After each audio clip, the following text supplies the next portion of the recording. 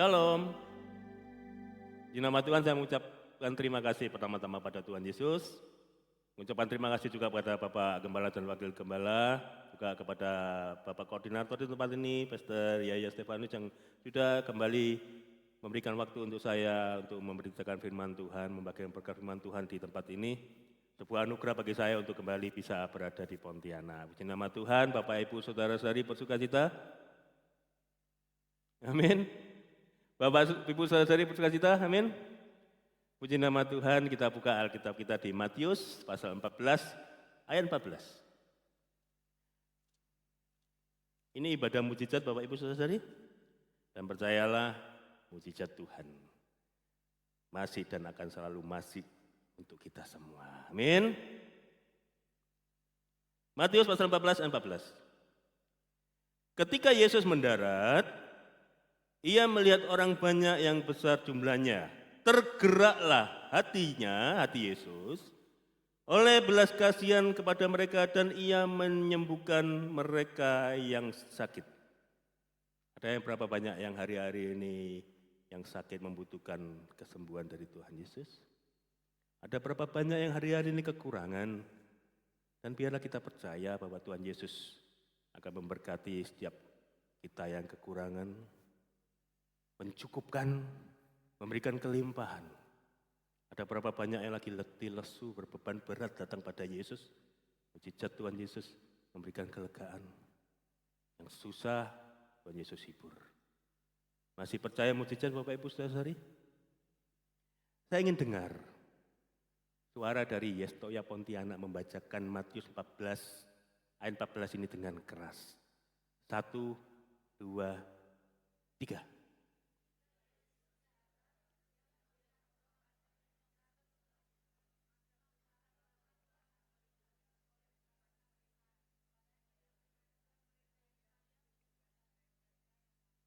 Yesus tergerak hatinya untuk memberikan belas kasihan pada orang-orang yang membutuhkan.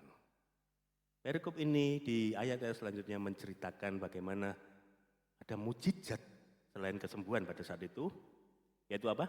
5.000 orang diberi makan dengan 5 roti dan 2 ikan. Kita akan baca cerita ini, kisah mujizat Tuhan Yesus ini di kitab Injil yang lain, yaitu Yohanes pasal 6 ayat 1 sampai 11. Mujizat Yesus memberi makan 5.000 orang dengan 5 roti dan 2 ikan ini saya pelajari satu-satunya mujizat Tuhan Yesus yang ditulis dalam 4 Injil. Mujizat Tuhan Yesus memberikan makan 5.000 orang laki-laki, hanya 5.000 laki-laki aja, belum termasuk perempuan dan anak-anak ya. Hanya dengan 5 roti dan 2 ikan ini dicatat oleh 4 Injil. Matius mencatat, Markus mencatat, Lukas mencatat, Yohanes mencatat. Kita akan baca di pasal 6 ayat 1 sampai 11. Saya bacakan ya. Yohanes pasal 6 ayat 1 sampai 11. Sesudah itu, Yesus berangkat ke seberang danau Galilea, yaitu Danau Tiberias. Ayat 2, dengar baik-baik. Orang banyak berbondong-bondong mengikuti dia. Berhenti dulu sampai sini. Ketika orang-orang banyak itu melihat, Tuhan Yesus membuat mujizat menyembuhkan yang sakit. Orang-orang itu berbondong-bondong. Berbondong-bondong mengikuti Yesus. Kalimat selanjutnya. Karena mereka melihat mujizat-mujizat yang diadakannya terhadap orang-orang yang sakit. Berbondong-bondong mengikut Yesus karena mereka melihat mujizat-mujizatnya. Ibadah pada siang hari ini adalah ibadah mujizat. Tetapi saya percaya Bapak Ibu Saudara-saudari yang hadir di tempat ini berbondong-bondong datang ke tempat ini bukan hanya karena mujizat Tuhan. Setuju dengan saya? Kita berbondong-bondong hadir di tempat ini bukan karena mujizat. Meskipun ini ibadah mujizat, tetapi kita berbondong-bondong datang ke tempat ini mencari wajah Tuhan. Orang-orang itu berbondong-bondong karena mereka melihat mujizat-mujizat. Pertanyaannya ketika mereka tidak melihat mujizat, apakah mereka tetap berbondong-bondong? Dan saya percaya, sekali lagi saya percaya Bapak Ibu Saudara-saudari yang hadir di tempat ini, berbondong-bondong hadir di tempat ini karena kita mencari sang pembuat mujizat, bukan mujizatnya. Amin Bapak Ibu Saudara-saudari. Kita baca selanjutnya. Ayat 3, lalu Yesus naik ke atas gunung dan duduk di situ dengan murid-muridnya. Ayat 4, Paskah, hari raya orang Yahudi, sudah dekat. Ayat 5, ketika Yesus memandang sekelilingnya dan melihat bahwa orang banyak berbondong-bondong datang kepadanya, berkatalah ia kepada Filipus, di mana kita dapat membeli roti supaya mereka dapat makan? Ayat 6, hal itu dikatakannya untuk mencobai Filipus, sebab ia sendiri tahu apa yang hendak dilakukannya. Ayat 7, jawab Filipus kepadanya, roti seharga 200 dinar tidak akan cukup untuk mereka, sekalipun masing-masing mendapat sepotong sekecil-kecil saja. Ayat 8, salah seorang dari murid-muridnya yaitu Andreas, saudara Simon Petrus, berkata kepadanya, di sini ada seorang anak yang mempunyai 5 roti jelai dan 2 ikan, tetapi apa artinya itu untuk orang sebanyak ini? Ayat 10, kata Yesus, suruhlah orang-orang itu duduk, adapun di tempat itu banyak rumput, duduklah orang-orang itu kira-kira 5.000 laki-laki banyaknya. Ayat 11, lalu Yesus mengambil roti itu, mengucap syukur, dan membagi-bagikannya kepada mereka yang duduk di situ. Dengan demikian juga dilakukannya dengan ikan-ikan itu sebanyak yang mereka kehendaki. Dan kita tahu selanjutnya mujizat itu terjadi, 5 roti dan 2 ikan itu memberi makan 5.000 orang laki-laki, belum termasuk perempuan dan anak-anak. Dan lebihnya berapa? Bakul? 12 bakul. Bapak Ibu saudari, dari kisah ini, dari mujizat Tuhan Yesus yang ditulis oleh 4 Injil ini, yang terdapat dalam 4 Injil ini, kita bisa belajar, kita bisa mengerti bahwa Yesus mempunyai belas kasihan kepada kita. Apapun keadaanmu, apapun masalahmu, datang pada Tuhan Yesus. Datang pada Tuhan Yesus, tidak fokus pada mujizat, tetapi datang pada Yesus, fokus pada Yesus sang pembuat mujizat.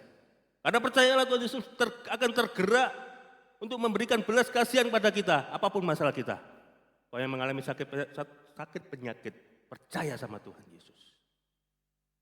Percaya sama Tuhan Yesus. Kau yang kekurang, percaya sama Tuhan Yesus. Apapun masalah kita sehari-hari ini. Saya tidak punya masalah hari ini? Bisa angkat tangan tidak punya masalah? Nah, Pak Markus tidak ada masalah kayaknya. Mister No Problem. Kita semua mempunyai masalah sehari-hari apapun itu. Tuhan dan kita yang tahu dan percayalah Tuhan Yesus, sang pembuat mujizat itu akan selalu ada bersama kita, akan selalu tergerak hatinya, memberikan belas kasihan pada kita. Tetapi siang hari ini sehingga saya mengatakan, poin itu kita simpan dalam hati. Poin pertama itu bahwa Yesus selalu berbelas kasihan pada kita, itu kita simpan dalam hati, kita percaya, dan marilah kita belajar pada sisi yang lain dari kisah yang tertulis dalam 4 Injil ini. Sisi lain dari kisah mujizat Yesus memberi makan 5.000 orang laki-laki dengan 5 roti dan 2 ikan. Yang hari ini kita akan belajar pada seorang anak kecil. Seorang anak kecil. Kita di Yohanes pasal 6 ayat 1-11 tadi kita sudah bacakan. Tokoh-tokoh yang ada di sini adalah Tuhan Yesus pasti, sang pembuat mujizat. Yang kedua Filipus yang ditanyai. Kita beli di mana ya roti ini, betul? Yang ketiga, siapa yang menemukan anak kecil ini? Andreas, ada Tuhan Yesus, ada Filipus, ada Andreas. Ada siapa lagi? Ada anak kecil ini kan, selain 5.000 orang laki-laki itu, juga murid-murid yang lain. 4 tokoh utama ini dalam mujizat Tuhan Yesus, memberi makan 5.000 orang laki-laki. Kita belajar pada si anak kecil ini. Anak sekecil itu berkelahi dengan 5 roti dan 2 ikan. Anak sesekya itu berkelahi dengan 5 roti dan 2 ikan. Kita belajar pada anak sekya ini. Ngerti sekya? Sekya itu bahasa Mandarin ya Pak. Sekya itu kecil, anak kecil. Kita belajar pada anak kecil ini. Kita belajar pada anak kecil ini dan kita memulai dari diri kita sendiri. Pertama tadi kita sudah menyimpan bahwa Tuhan Yesus itu baik, berbelas kasihan dan selalu tergerak untuk menolong kita. Itu kita simpan dan kita percaya. Dan kemudian kita mulai dari diri kita sendiri belajar pada anak kecil ini. Di tengah kelemahan kita, di tengah apapun masalah kita belajar pada anak kecil ini. Apa yang perlu kita pelajari dari anak kecil ini? Yang pertama, dia tidak egois. Anak kecil ini tidak egois. Saya percaya Andreas tidak mungkin merampas 5 roti dan 2 ikan itu kan, masa murid Tuhan Yesus merampas sih, enggak kan? Pasti bilang, 5 roti dan 2 ikan ya, berikan padaku Tuhan diminta Tuhan Yesus. Itu kan? Anak kecil ini tidak egois dan memberikannya kepada Andreas. Andreas tidak merampasnya pada saat itu, anak kecil ini memberikannya kepada Andreas. Ini berbicara anak kecil ini tidak egois. Bisa saja dia, enggak bisa Pak. Enggak bisa Pak Andreas. Aku cuma punya 5 roti dan 2 ikan, ini tak makan sendiri. Ini sudah malam aku lapar. Ini ada 5 roti, ini teman-temanku ada 5.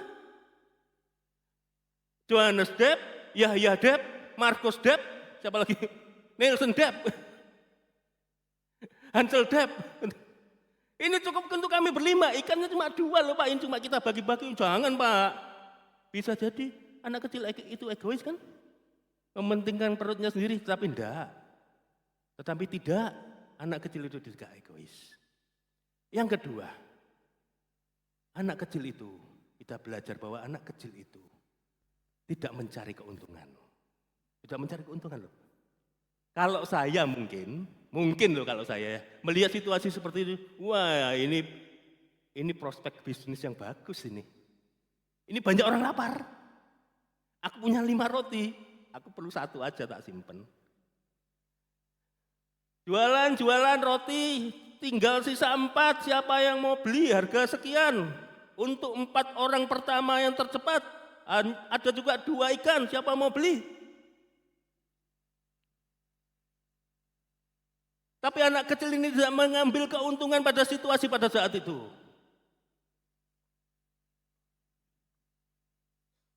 Ada di sini yang suka mencari keuntungan, menjual apa yang menjadi masalahnya. Oh, aku mengalami ini Pak, lantas dijual untuk mendapatkan keuntungan mungkin. Padahal harusnya datang pada Tuhan, memohon gerak, hati Tuhan tergerak, memberikan belas kasihan dan membuat mukjizat. Tapi ada berapa banyak yang di tengah masalahnya, dia menjual masalahnya. Untuk mendapatkan belas kasihan dalam tanda kutip dari orang-orang lain. Bukan datang pada Tuhan. Saya berdoa kita belajar pada anak kecil ini. Di tengah situasi pada saat itu dia tidak mencari keuntungan. Pelajaran yang ketiga dari anak kecil ini adalah anak kecil ini tidak hitung-hitungan. Hitung-hitungan itu bahasa Indonesianya apa ya? Hitung-hitungan. Anak kecil ini bisa menghitung. Loh, ini aku punya 5, orangnya ribuan. Tidak mungkin bisa Pak, percuma Pak, buat kita saya makan sendiri aja. Anak kecil ini tidak hitung-hitungan. Anak kecil ini tidak pelit. Ngerti pelit? Ada yang pelit di tempat ini? Ada yang pelit di tempat ini? Chandra kemarin katanya pelit ya. Anak kecil ini tidak pelit. Dia tidak hitung-hitungan, diberikan. Mungkin dia juga lapar, tapi dia berikan. Ini berbicara, kita mungkin ada masalah, tetapi biarlah kita berbelas kasihan dengan memberikan. Tidak pelit. Ada sebuah cerita Bapak Ibu saudari, seorang jemaat sebuah gereja, bukan di Pontianak, di Eskimo sana loh, ada yang pelit. Ada yang pelit, kemudian dia lagi buka usaha peternakan kambing. Nah kambingnya ini dia masih usaha pertama ada 10 ekor. Terus dia minta tolong Pak Pendeta tolong diberkati peternakan saya yang baru ya. Oh ya baik, pendeta bilang gitu. Karena pendetanya juga tahu orang ini pelit. Tapi dengan hikmat Tuhan pendeta ini ingin menyadarkan Bahwa biarlah kita menjadi anak Tuhan yang penuh belas kasihan dan tidak pelit, tidak hitung-hitungan.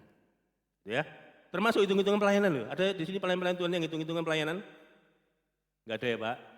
Loh, Markus Dep lagi.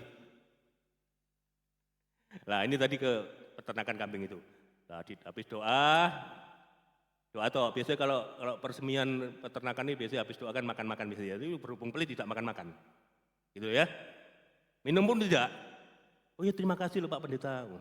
Pak Pendeta bilang gini, oh ya Tuhan berkati ya peternakanmu ya Pak Dep gitu. Pak Dep ini dalam nama Tuhan Yesus Pak Dep akan diberkati berlimpah-limpah. Oh amin Pak puji Tuhan. Tapi gini loh Pak Dep, kita harus sebagai anak-anak Tuhan harus mempunyai hati yang penuh belas kasihan. Oh ya baik Pak. Ini berandai-andai loh Pak Dep ya, berandai-andai jika Tuhan memberkati engkau dengan 1 miliar. Terus ada yang membutuhkan mungkin 100 juta, engkau akan mau berikan enggak? Berandai-andai. 1 miliar Pak Pendeta. Oh iya. Oh kalau misalnya saya dapat berkat 1 miliar, enggak cuma 100 juta Pak. Separuh loh saya belikan. Separuh diambil bisa Pak. Oh begitu, oh kamu benar-benar yang penuh belas kasihan. Enggak pelit lagi gitu maksudnya. Terus Pak Pendeta bilang gini, kalau misalnya kamu diberkati 5 mobil sama Tuhan. Terus gereja ini butuh untuk antar jemput. Boleh pinjam enggak 2 atau 3 mobil? 5 mobil Pak, 5 mobil. Kalau saya diberkati Tuhan 5 mobil, enggak perlu pinjam Pak.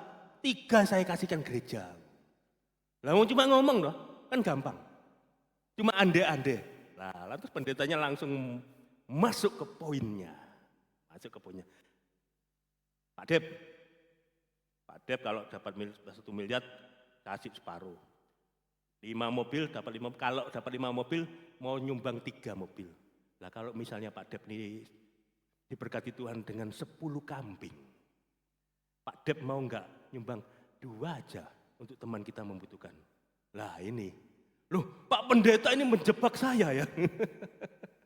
Kita mungkin gampang ketika kita belum punya, berandai-andai kita berikan. Tetapi ketika kita punya, ini seperti anak kecil yang mempunyai 5 roti dan 2 ikan ini, apakah kita mau memberikan? Anak kecil ini tidak hitung-hitungan. Yang keempat, kita belajar dari anak Sesekia ini, yaitu apa? Ada yang tahu nama anak ini? Tokohnya tadi Yesus, Filipus, Andreas ada namanya. Siapa nama anak kecil ini? Apakah Markus Dep? Namanya Johannes Dep. Bukan ya Bapak Ibu Saudari. Alkitab kita tidak mencatat siapa nama anak kecil ini. Ini berbicara tentang apa? Jangan pernah cari nama ketika engkau memberikan sesuatu. Alkitab saya tidak mencatat nama anak kecil ini. Jangan pernah cari nama ketika engkau memberikan berbelas kasihan kepada saudara-saudaramu. Ada berapa banyak yang memberikan sumbangan harus ditulis. Yang memberikan sesuatu belas kasihan harus ditulis. Anak kecil ini ketika dia mau mencari nama, mungkin bisa ngomong sama Andreas, Pak Andreas, ini aku berikan ya, tapi tolong nanti Yesus mengumumkan. Ini 5 roti dan 2 ikan ini pemberian dari saya, tolong diumumkan. Tapi tidak kan? Bapak Ibu Saudari, percayalah.